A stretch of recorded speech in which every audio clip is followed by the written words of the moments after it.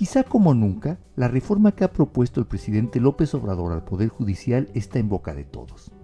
Más producto de una politización y de preceptos generados en el discurso oficial que en una propuesta que busca un cambio profundo en el acceso a la justicia. Hay más garantía de rectitud y de honestidad. O sea, es mejor el pueblo que el dedazo o que la decisión que toman las élites. O sea, que quede claro. Pero ustedes le preguntan a un abogado conservador y le va a decir, ¿y qué sabe el pueblo de leyes?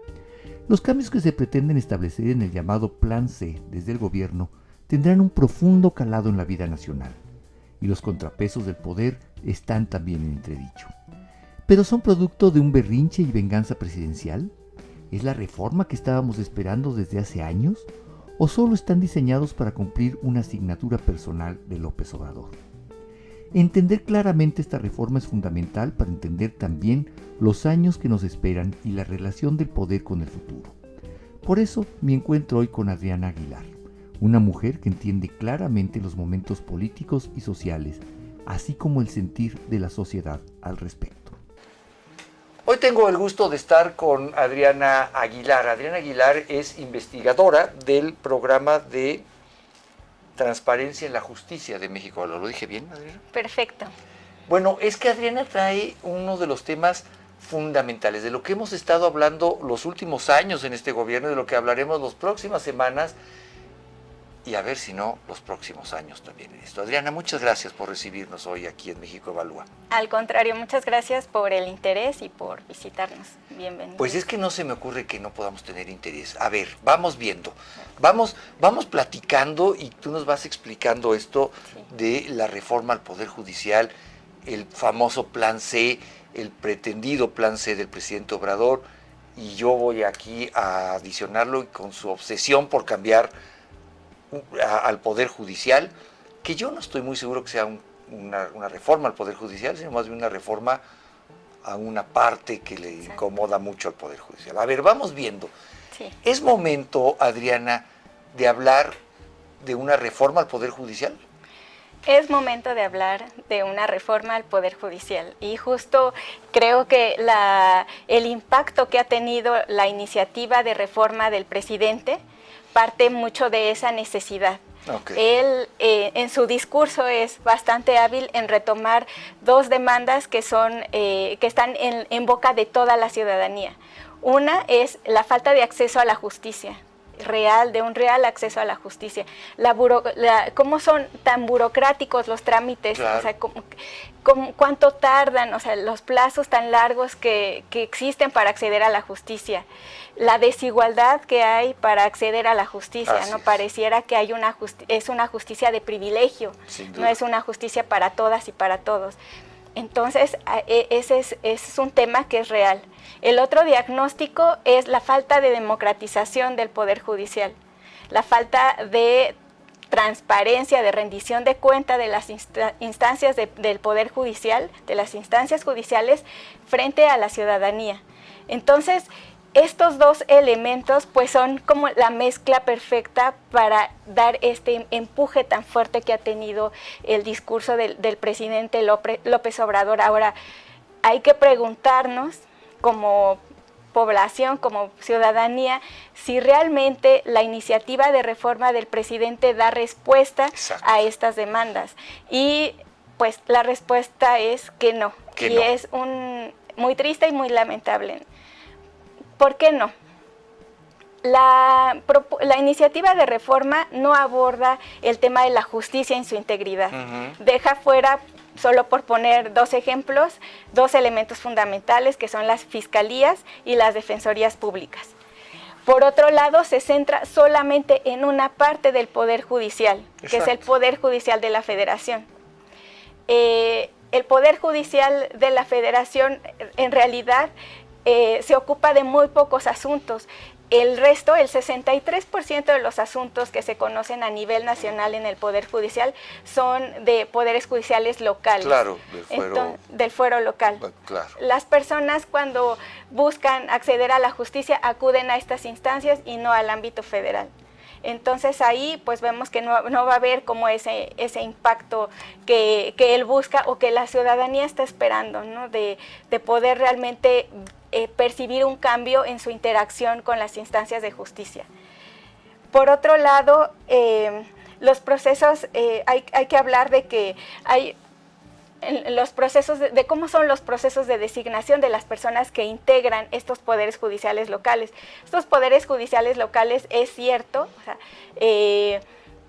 tienen muchos retos, ¿no? Uno de ellos es la manera como se elige a sus personas juzgadoras, a sus personas magistradas. En la actualidad, en todos los poderes judiciales locales existe la carrera judicial. Y todas las personas juezas y jueces pertenecen a la carrera judicial. En el caso de las personas magistradas, solamente en 10 estados. Y luego hay otra cuestión que es muy importante en términos de designación, que son los concursos de oposición, que son mecanismos de evaluación de carácter objetivo, riguroso y que buscan que buscan justamente que sean las personas más idóneas quienes accedan a esos cargos. Eso lo tenemos en todos los poderes judiciales para el cargo de jueces, pero solamente en 5 para personas magistradas. ¿Esto qué quiere decir? En el caso de las personas magistradas, el proceso de designación queda muy abierto a la captura política de los cargos. Claro.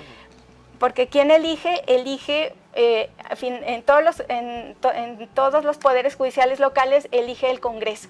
A veces por propuesta del Ejecutivo, a veces por propuesta del Poder Judicial, pero finalmente quien elige es un órgano político, y esto ha dejado sin que exista un mecanismo previo de evaluación objetiva. Hay muy honrosas excepciones, por ejemplo, el Poder Judicial del Estado de México, donde sí se realizan un proceso previo para personas magistradas, un proceso de concurso de oposición que está a cargo de un órgano que es muy importante al interior de los poderes judiciales, que es el Consejo de la Judicatura, y se hace esta evaluación y el Consejo de la Judicatura envía al Congreso a la persona que obtuvo los mejores puntajes para que el órgano político ratifique. Pero es un caso muy excepcional. A ver, vamos por partes, porque esto hay que irlo entendiendo para entender exactamente el momento en el que estamos. Sí. Y me gustaría retroceder un poco a tu propio planteamiento. Cuando yo te preguntaba, ¿es momento de hablar de una reforma al Poder Judicial? Y tú me decías que sí, y incluso ampliabas más, decías, claro que sí. O sea, yo estoy absolutamente cierto, Adriana, de que pues no tenemos la justicia que queremos, no tenemos la justicia que necesitamos en este país. Comparto contigo el diagnóstico que nos hacías hace un momento, sigue siendo un acceso a la justicia de privilegios, ¿no? Quien tenga para buenos abogados y quien tenga para una buena defensa tendrá una suerte muy distinta que aquel que tenga que tener un defensor de oficio, porque vaya usted a saber qué le toque y cómo le toque, y seguramente le tocará mal. Incluso esto tiene que ver con una lucha política. De acuerdo. Yo todavía recuerdo cuando los que hoy gobiernan, el movimiento que hoy gobierna, la corriente política que hoy gobierna, se desgarraba las vestiduras en la calle gritando no al fiscal carnal.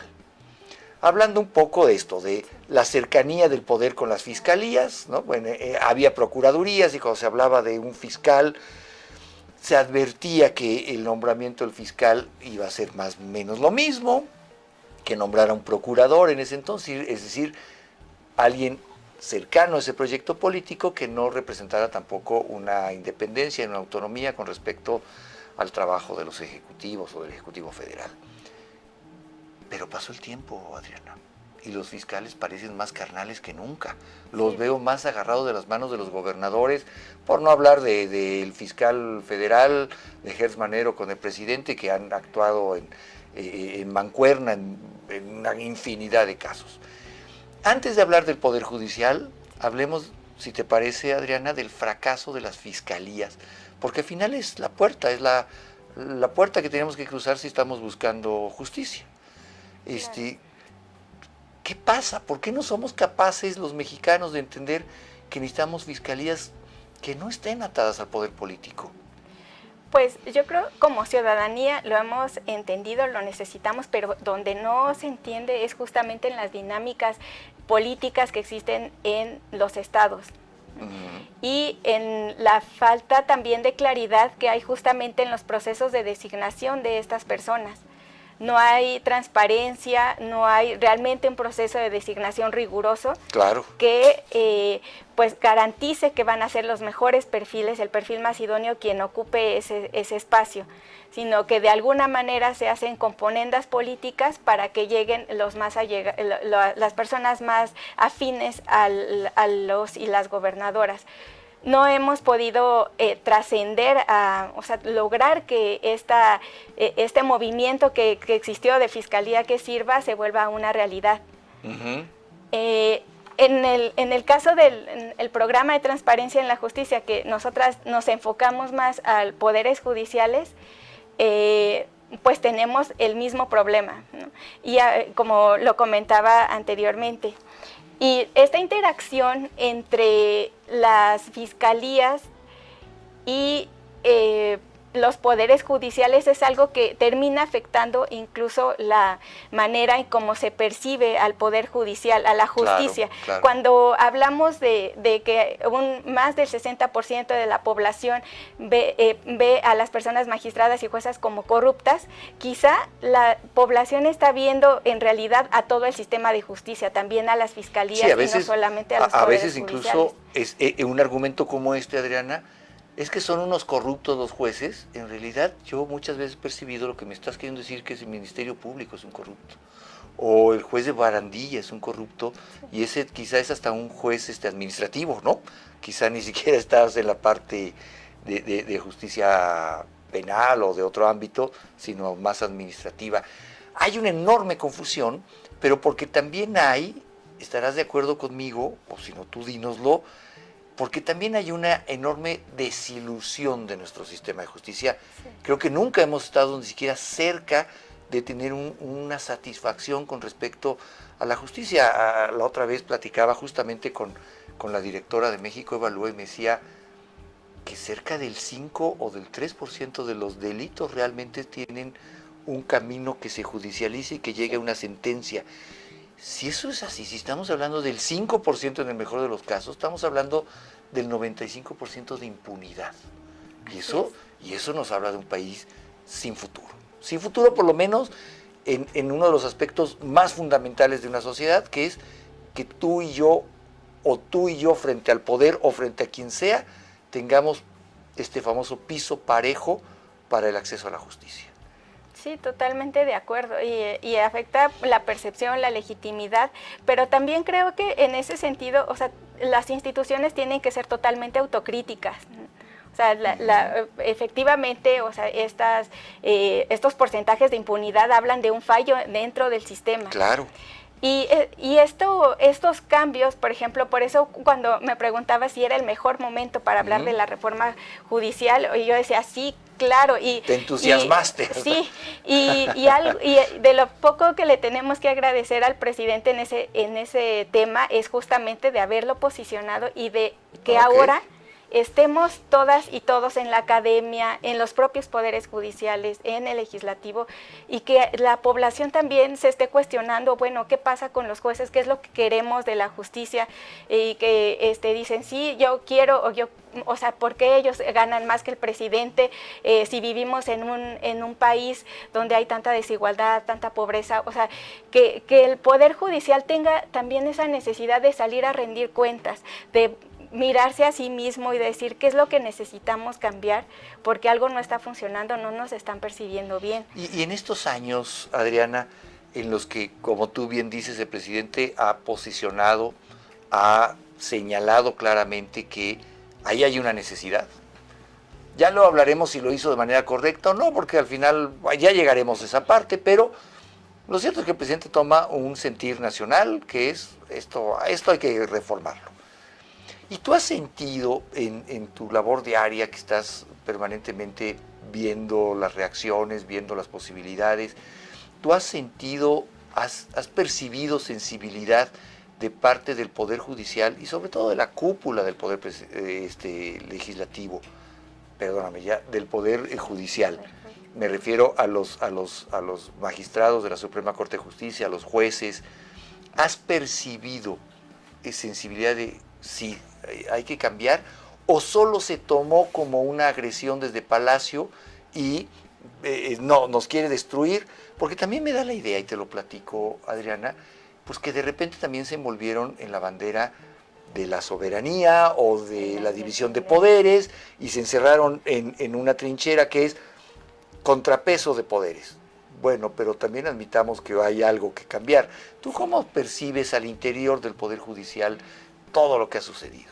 Hay como dos visiones Ajá. al interior del Poder Judicial. Están las que tú comentas, que dicen hay que defender la independencia judicial, pero aquí hay que entender una cosa: ¿qué es la independencia judicial y para quién es la independencia judicial? La independencia judicial es un principio que salvaguarda nuestro derecho de acceso a la justicia, en el sentido de que garantiza que como personas podamos acceder a personas juzgadoras y a tribunales imparciales, que no sean corruptibles, que no permitan injerencias, o sea, que realmente juzguen con base en los hechos y con base en lo que dicta la normatividad. No es una garantía de impunidad para quienes integran el Poder Judicial. Claro. Entonces está, por un lado, eso, o sea, y está esta idea de la justicia, el Poder Judicial, sí se toca, ¿no? Las instituciones se tocan para mejorarse. Porque estás de acuerdo que hemos llegado, perdón, un paréntesis, Adriana, pero es que es más importante. ¿Tú alguna vez pensaste, tú que eres una estudiosa del tema, que habría una marcha multitudinaria de la sociedad para defender al Poder Judicial? O sea, eso hace años hubieras dicho, pero ¿por qué? ¿Cuál es la cercanía del Poder Judicial con la gente para que salgan a marchar diciendo el Poder Judicial no se toca? Sí, bueno, habría que ver también quiénes, sí, claro, es un reclamo, y yo creo que porque la sociedad está entendiendo que esta parte de la independencia es algo que al final le afecta a ella, es un interés para nosotras y para nosotros. Ahora, del otro sector, que sí hay una necesidad de identificar qué es lo que está fallando al interior de los poderes judiciales, qué es lo que está fallando, por ejemplo, al interior de sus órganos disciplinarios, por qué ocurrió lo que ocurrió en estas denuncias, ¿no? Durante la presidencia de Saldívar, qué pasó con los órganos disciplinarios durante ese periodo, por qué las personas que tuvieron alguna afectación o se vieron amenazadas no acudieron en su momento a estos órganos. Por ejemplo, o sea, ese es solo un ejemplo que pone, digamos, el dedo en que algo al interior no está funcionando bien. Las relaciones de poder que hay al interior. Nosotras hace un año publicamos un diagnóstico del Observatorio para la Transparencia en la Suprema Corte, donde lo que quisimos hacer es ver qué es lo que pasa en cada una de las etapas de los procesos judiciales en tres procesos que conoce la Corte: acciones de inconstitucionalidad, controversias constitucionales, amparos directos y amparos indirectos. Y lo que vimos es que hay muchas etapas donde hay mucha discrecionalidad.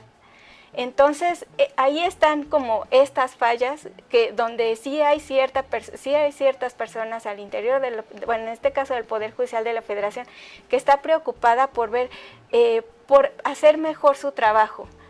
Nosotras tenemos como esa confianza de que al final va a ganar como esa idea al interior, ¿no? De que no es solamente defender la institución por defender el status quo, digamos. Sí, sino, que pareciera que mucho se fue hacia eso. Sí, sino también decir, ok, no queremos que nos afecten más, pero también vemos este espacio como una oportunidad para avanzar y mejorar la institución.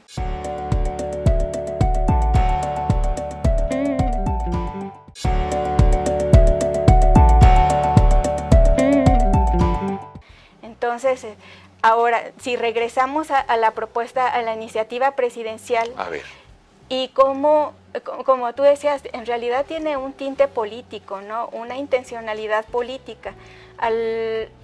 al Ejecutivo hasta ahora lo que hemos visto es que no le gustan los contrapesos. Ujú. Entonces, ¿qué es lo que se está buscando y por qué se está enfocando en la justicia, en el Poder Judicial Federal? Y él ha mencionado en particular a la Suprema Corte, es que justamente hay ciertas resoluciones que han sido adversas o hay ciertas todavía temáticas que le gustaría que su gobierno pasara, ¿no? Que trascendiera, por ejemplo, el tema de la prisión preventiva oficiosa, el tema de la militarización. Ujú. Entonces, hay algunos temas pendientes que para su gobierno son importantes y es necesario, desde su perspectiva, tener a este Poder Judicial de su lado, con graves afectaciones para nosotras y nosotros como ciudadanos y ciudadanas, porque al final pues se pierde ese contrapeso. Claro. Quizá haya quien diga que está bien, porque al final de cuentas la ciudadanía votó por ese gobierno. El problema está que la Constitución se queda para los siguientes gobiernos. Eso es ¿Qué algo pasa? muy importante. Además, en este punto se me hace muy importante hacer un alto. La gente votó por la continuidad de este proyecto de gobierno, ¿no? Del de Andrés Manuel, el de la llamada Cuarto T, como sea. Está claro, el mandato en las urnas es que continúe. Eso no necesariamente significa que entiendan lo que tú nos estás diciendo ahorita, la trascendencia de reformas como estas.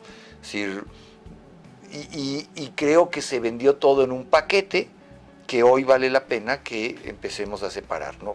Creo que el paquete venía con un gran envoltorio del tema de las ayudas sociales, de todo, y toda la gente dijo, sí, yo quiero que esto siga. Oye, por ahí también de que estos jueces no ganen tanto dinero. Sí, que no ganen tanto dinero.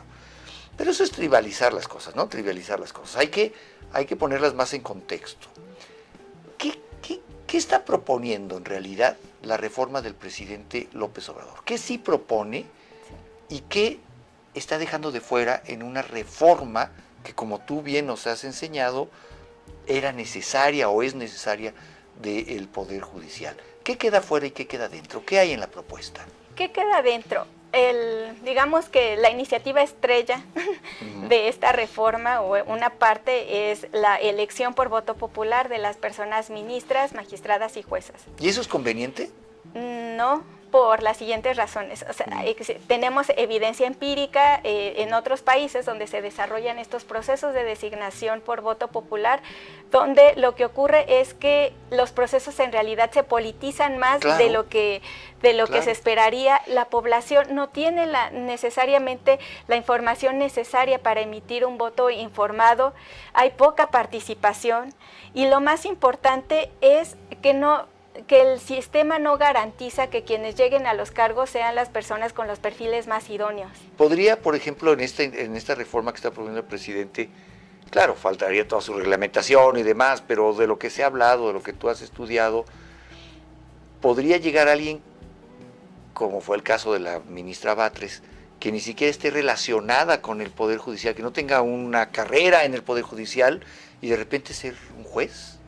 Sí, claro, porque aquí, la gente votó por ti, punto. Sí, porque aquí, el mecanismo, digamos, que se está poniendo sobre la mesa desde el Ejecutivo es que el Congreso elija o ponga sobre la mesa a 10 personas candidatas. El Ejecutivo, a través en este caso será la Presidenta de la República quien ponga a otras 10 personas, y el Pleno de la Suprema Corte a otras 10 personas candidatas. O sea, en general serán 30 personas como candidatas a ocupar la Suprema Corte de Justicia de la Nación. De estas personas candidatas, lo que no se dice es cómo es que el Congreso, la Presidenta y el Pleno de la Suprema Corte van a decidir a quiénes van a colocar en la boleta. No hay criterios todavía claros para eso. No hay criterios claros. Entonces, ahí es donde se han organizado muchos foros, muchos grupos de análisis sobre esta reforma, y es donde vemos un espacio de oportunidad.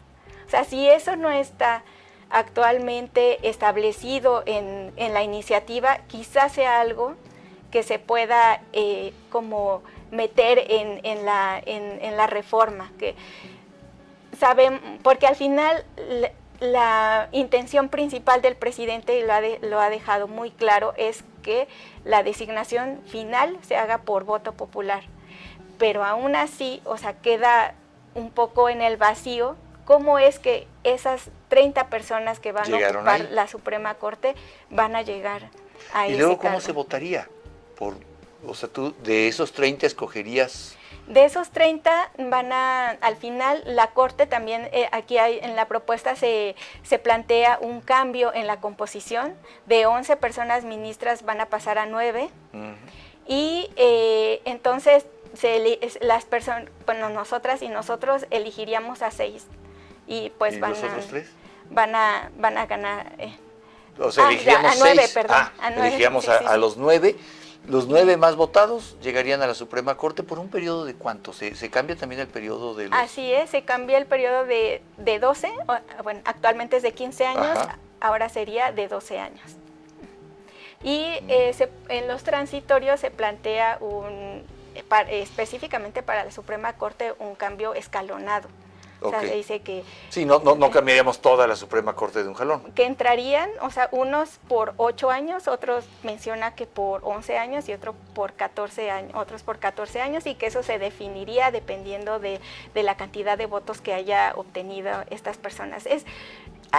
Por la cantidad de votos. Por la cantidad de votos. ¿No se establece o sí se establece cómo serían las campañas para estas gentes? ¿Cómo nos enteraríamos quiénes son y cómo nos enteraríamos por quién votar? Todo el proceso, digamos, el lanzamiento de la convocatoria estaría a cargo del Senado. El Senado les diría a la presidenta de la República, al Congreso y al Pleno de la Suprema Corte, mándame tus 10 propuestas. Esas, el Senado se las mandaría al INE. El INE va a ser la autoridad encargada de organizar las elecciones, todo el proceso de designación. Incluso una vez que finalicen este proceso de designación, quien daría, digamos, los resultados sería el Tribunal Electoral, y revisaría si hay impugnaciones y todo. Pero el proceso estaría en manos del Instituto Nacional Electoral. Lo que plantea la reforma es que no se va a permitir que haya un presupuesto externo de apoyo a las campañas. O sea, serían con recursos del INE. Así es, ni de intervención de partidos políticos. Eso es lo que se plantea, pero en los hechos pues sabemos que hay ciertas zonas donde existe incluso el riesgo de que haya un involucramiento de instancias como, pues no para nada deseables, como lo es el crimen organizado, que de alguna forma puede llegar a apoyar indirectamente alguna campaña o a amenazar, a poner en riesgo la vida o la integridad de pues algunos. Es que suena muy apetitoso para el crimen organizado impulsar a un juez, a un ministro de la Corte, ¿no? Ya tienes, si eventualmente alguien de ellos me va a juzgar, más vale que yo lo impulse, pensaría el crimen organizado, y esto nos pondría pues en un estado muy lejos del deseable para la justicia en México. Ese es un riesgo. Ahora, yo no me explico. Pensemos que, por ejemplo, el INE dijera, bueno, para que no haya campañas muy onerosas, Adriana, vamos a organizar debates. Bueno, tal vez sea una buena idea, no lo sé, pero yo a lo que voy es, ¿qué puede ofrecerme a mí un candidato a ministro de la Suprema Corte? A mí, ciudadano común y corriente de a pie, porque en una campaña está basada en ofrecerte un programa de gobierno y en prometerte cosas. Escuchamos a Claudia Sheinbaum en su campaña decir, voy a poner una beca para los estudiantes de educación básica, de escuelas públicas. Bueno, muy bien, es algo concreto, puede o no gustarte, es algo concreto. Xóchitl Gálvez dijo en su momento, yo voy a dar una tarjeta para que si no te atienden en el sector salud, puedas ir a un hospital privado y te lo paguen. Si es viable o no, no importa, es una propuesta, ¿no? ¿Qué me puede ofrecer, qué podría ofrecer un candidato a ministro de la Suprema Corte que va a juzgar más a unos que a otros? ¿Qué se te ocurre que podría alguien ofrecer en este contexto? Pues ese va a ser pues es una muy buena pregunta, la verdad no lo sé, sí, pero no lo sabemos, claro. Hay algo que sí, que creo que es importante que pone sobre la mesa. O O sea, ¿cuál es el real interés de la población en cuanto a la justicia? Volvemos otra vez a lo local, a lo que está más próximo. O sea, la persona no va a ir ante un ministro o una ministra de la Suprema Corte, va a ir ante el juez de su estado, ante el juez de su localidad. Eso es lo que realmente le va a impactar.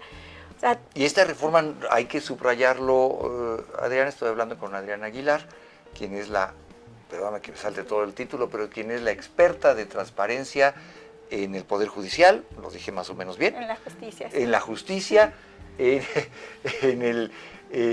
México Evalúa, perdóname. Y hay que subrayarlo porque tú no lo dijiste al principio. A ver, aquí estamos hablando de la Suprema Corte, de elegir a los ministros de la Suprema Corte. Honestamente, los mexicanos de a pie, para que nuestro asunto escale a la Suprema Corte, se ve, no tendría que ser casos muy emblemáticos, La justicia diaria está en los jueces, en nuestros estados, en nuestras comunidades, y esos no están siendo tocados en esta reforma. La reforma sí los menciona. Ah, mira. Sí menciona ahí una reforma al artículo 116 y al 122. El 116 es para los estados, el 122 es para la Ciudad de México, donde sí menciona que todo lo que se está previendo para el nivel federal, para el Poder Judicial de la Federación, se hará en los estados. Se el replique. Ajá. Okay, bueno. O sea,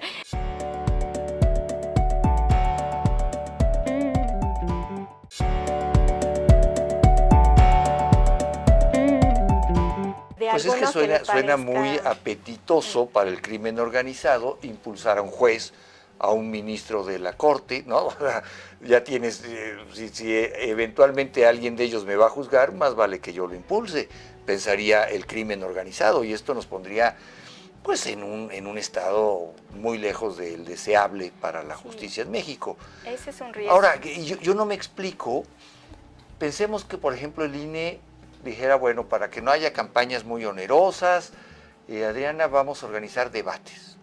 Bueno, tal vez sea una buena idea, no lo sé, pero yo a lo que voy es, ¿qué puede ofrecerme a mí un candidato a ministro de la Suprema Corte? A mí, ciudadano común y corriente de a pie, porque en una campaña está basada en ofrecerte un programa de gobierno y en prometerte cosas. Escuchamos a Claudia Sheinbaum en su campaña decir, voy a poner una beca para los estudiantes de educación básica, de escuelas públicas. Bueno, muy bien, es algo concreto, puede o no gustarte, es algo concreto.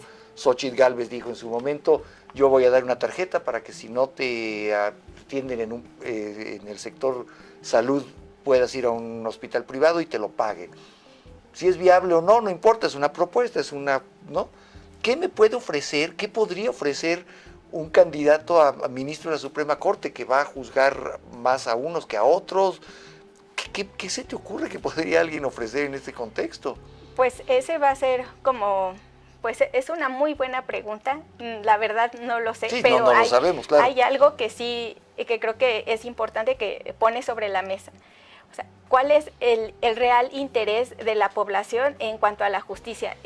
Volvemos otra vez a lo local, a lo que está más próximo. O sea, la persona no va a ir ante un ministro o una ministra de la Suprema Corte, va a ir ante el juez de su estado, ante el juez de su localidad. Eso es lo que realmente le va a impactar.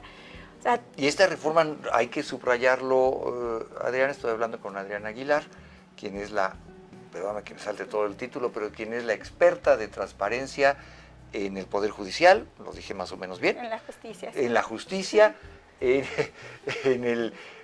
en México Evalúa, perdóname.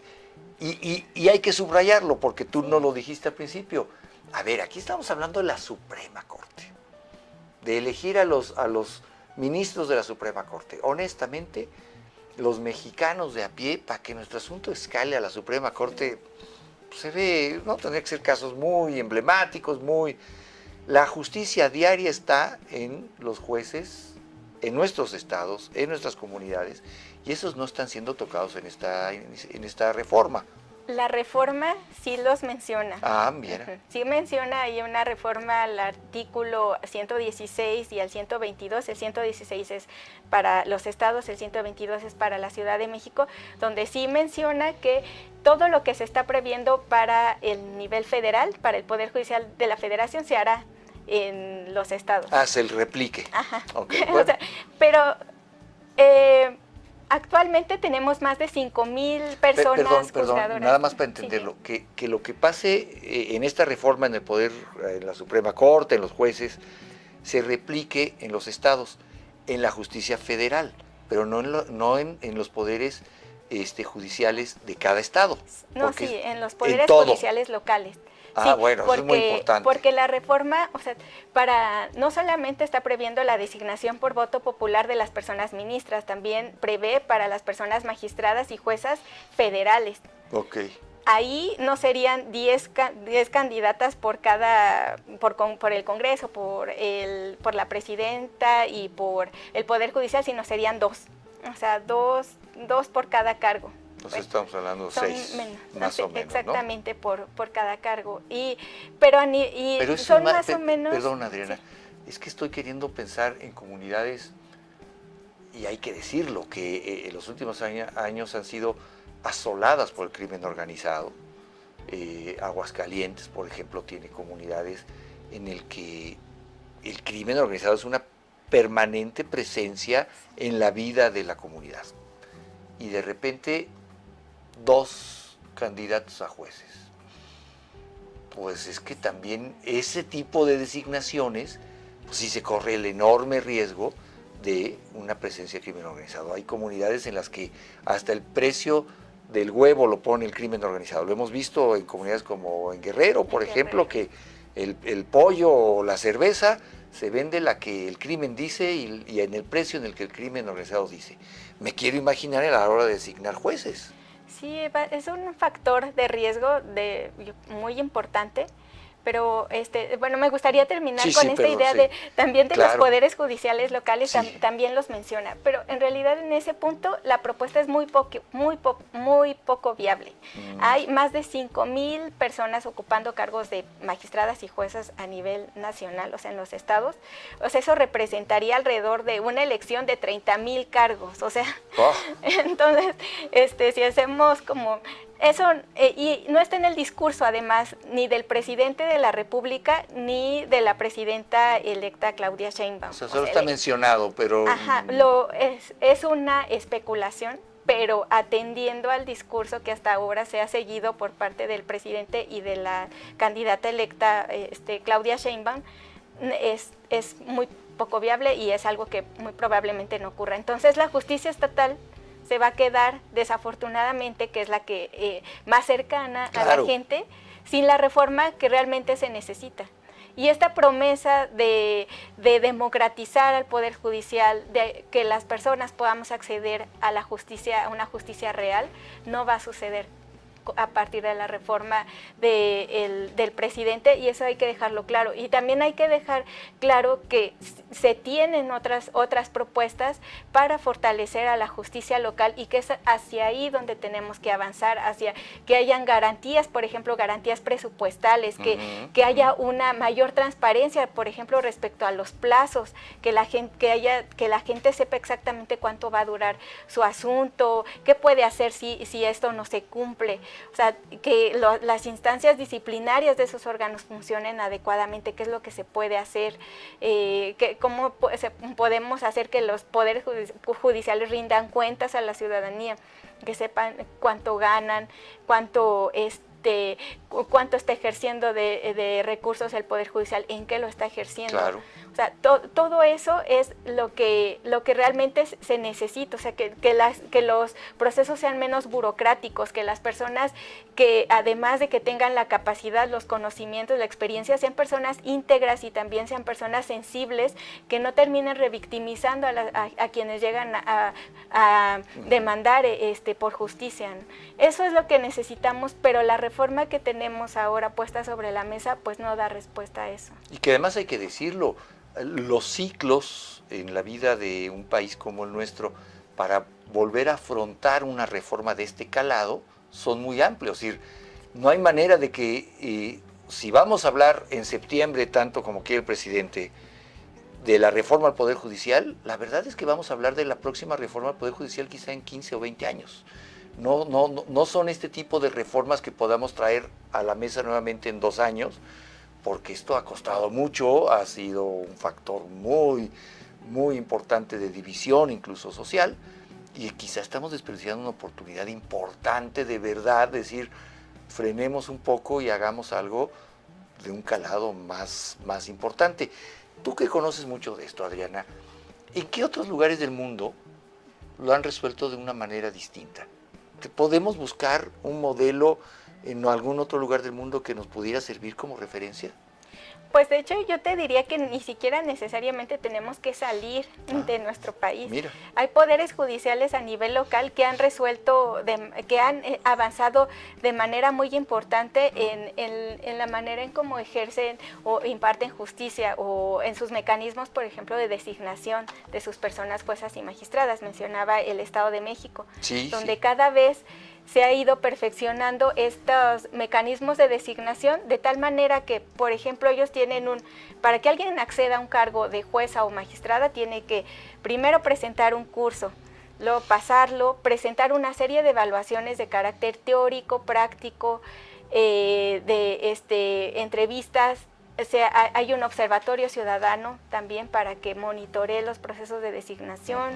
O sea, son elementos que apuntan a la justicia que realmente queremos, sea en cuanto a accesibilidad, teniendo también muy en cuenta la brecha digital que hay a nivel nacional, pero hay poderes judiciales que han utilizado estas herramientas digitales para hacer más efectiva más efectivos los procesos, o sea, llevarlos con mucha mayor celeridad, que sean menos engorrosos. Hay en el Poder Judicial de Querétaro, por ejemplo, que tiene este programa Cosmos, para pues llevar a cabo todo el sistema de justicia a nivel penal, pues también ha tenido importantes avances, ¿no? Pero, o sea, creo que hay referentes o muy buenas prácticas incluso a nivel local, que se tienen que hablar, digamos, entre poderes judiciales, compartir herramientas y pues para mejorar la impartición de justicia en México. Adriana Aguilar, para ir cerrando porque se nos acaba el tiempo, pero a ver, hablemos un poco entonces de futuro. Ya hablamos un poco del presente, mucho del presente, un poco del pasado. Tú hace un momento referías a algo que me parece muy importante, o sea, esa responsabilidad que tenemos de legar un mejor país. Pareciera que estamos muy anclados en el ahora y que la elección pasada dice ganamos y es lo que queremos hoy, pero reformas como esta nos proyectan a futuro y vamos a dejar un poder judicial y una constitución modificada a muchas otras generaciones que les costará mucho volver al tema y rectificarlo.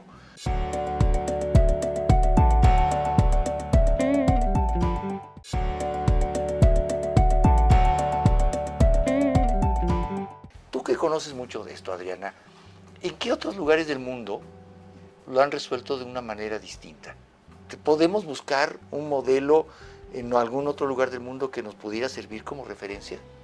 Pues de hecho yo te diría que ni siquiera necesariamente tenemos que salir de nuestro país. Mira. Hay poderes judiciales a nivel local que han resuelto, que han avanzado de manera muy importante en la manera en cómo ejercen o imparten justicia o en sus mecanismos, por ejemplo, de designación de sus personas juezas y magistradas. Mencionaba el Estado de México, donde cada vez se ha ido perfeccionando estos mecanismos de designación de tal manera que, por ejemplo, ellos tienen para que alguien acceda a un cargo de jueza o magistrada, tiene que primero presentar un curso, luego pasarlo, presentar una serie de evaluaciones de carácter teórico, práctico, entrevistas. O sea, hay un observatorio ciudadano también para que monitoree los procesos de designación. O sea, son elementos que apuntan a la justicia que realmente queremos, sea en cuanto a accesibilidad, teniendo también muy en cuenta la brecha digital que hay a nivel nacional, pero hay poderes judiciales que han utilizado estas herramientas digitales para hacer más efectiva más efectivos los procesos, o sea, llevarlos con mucha mayor celeridad, que sean menos engorrosos. Hay en el Poder Judicial de Querétaro, por ejemplo, que tiene este programa Cosmos, que desde para pues llevar a cabo todo el sistema de justicia a nivel penal, pues también ha tenido importantes avances, ¿no? Pero, o sea, creo que hay referentes o muy buenas prácticas incluso a nivel local, que se tienen que hablar, digamos, entre poderes judiciales, compartir herramientas y pues para mejorar la impartición de justicia en México. Adriana Aguilar, para ir cerrando porque se nos acaba el tiempo, pero a ver, hablemos un poco entonces de futuro. Ya hablamos un poco del presente, mucho del presente, un poco del pasado. Tú hace un momento referías a algo que me parece muy importante, o sea, esa responsabilidad que tenemos de legar un mejor país. Pareciera que estamos muy anclados en el ahora y que la elección pasada dice ganamos y es lo que queremos hoy, pero reformas como esta nos proyectan a futuro y vamos a dejar un poder judicial y una constitución modificada a muchas otras generaciones que les costará mucho volver al tema y rectificarlo. Adriana, ¿cuál es tu pronóstico? ¿Tendremos un mejor poder judicial después de septiembre si las cosas salen como el presidente quiere?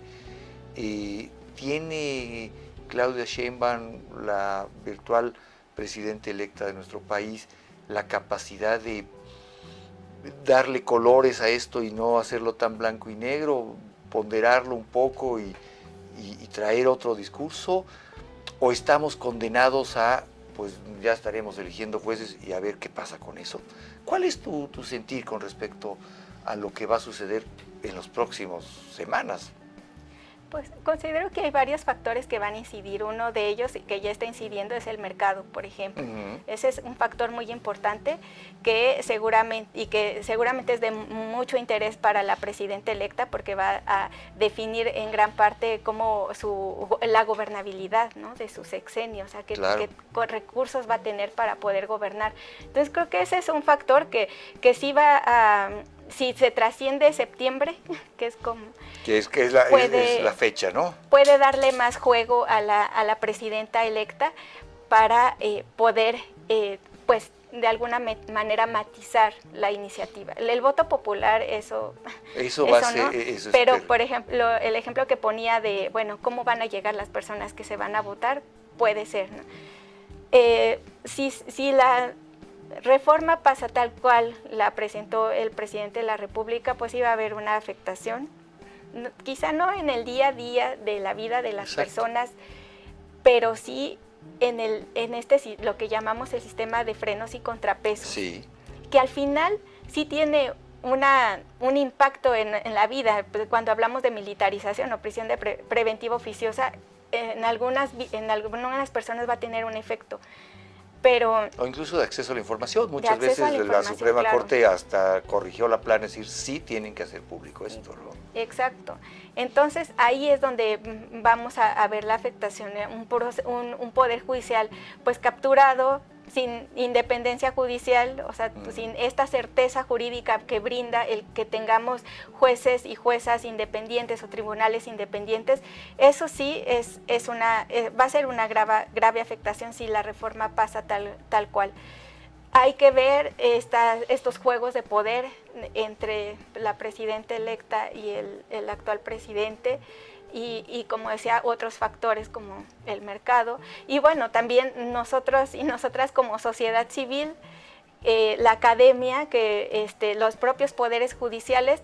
Yo creo que es importante que se piense en una estrategia a corto, mediano, largo plazo, ¿no? Que no nos quedemos con una idea de esto ya terminó, ya no hay más que hacer después de septiembre, si es que se pasa la reforma, o después de octubre, no sé. No, o sea, aprovechar que existe esta plataforma para seguir incidiendo, o sea, seguir presentando nuestras propias iniciativas, tratar de mencionar cuál es la justicia que sí necesitamos, ir avanzando hacia ella. Si es hacia lo local, pues ir hacia lo local. Si identificamos que a partir de todo esto que está sucediendo hay cierta apertura por parte del personal judicial, pues aprovechar esa sensibilidad. Pues mira, yo para terminar, Adriana, y agradecerte mucho estos minutos, claro. Pues yo creo que si algo bueno trajo todo esto, es que los mexicanos aprendimos a hablar del Poder Judicial. Quizá no lo hemos entendido del todo, es muy complejo, es intrincado, pero en general los mexicanos aprendimos a voltear al Poder Judicial y decir, bueno, ¿qué está pasando ahí? Y ojalá esto trajera un mejor resultado, ¿no? Yo quisiera tener el optimismo que tú tienes, ¿no? Te noto optimista y eso me tranquiliza porque tú eres una experta. Yo lo que veo del otro lado es, Dios mío, ¿por qué esto va en este camino? Pero al final de cuentas, pues es el país que la gente decidió en las urnas. Sí. Así es la democracia, puede no gustarnos, a mí no me gusta, pues, ¿no? Quisiera que fuera otro caso, quisiera creer que después de una reforma como la que vamos a vivir, vamos a tener un mejor sistema de justicia, pero ya me aclaraste que eso no necesariamente va a ser así. No apunta a eso, apunta más a otros lados, pero pues también dependerá mucho, creo, no sé tú qué opines, de la madurez de quienes lleguen al cargo y que entiendan que no es un cargo político, pero pues eso dependerá a quién llegue, ¿no? Adriana, te agradezco muchísimo estos minutos. He aprendido mucho de platicar contigo. Gracias, Adriana. Al contrario, muchas gracias. Termina así mi encuentro con Adriana Aguilar. Me quedo con la sensación de que los mexicanos en su conjunto hemos perdido una oportunidad valiosa, la oportunidad de hacer una reforma de fondo que nos sitúe en mejor posición frente al futuro. En cambio, los propios temores desde el poder nos enfrascaron en un debate estéril, pero que perdurará por los próximos años. Por eso estoy seguro que la vida me tiene reservados otros encuentros.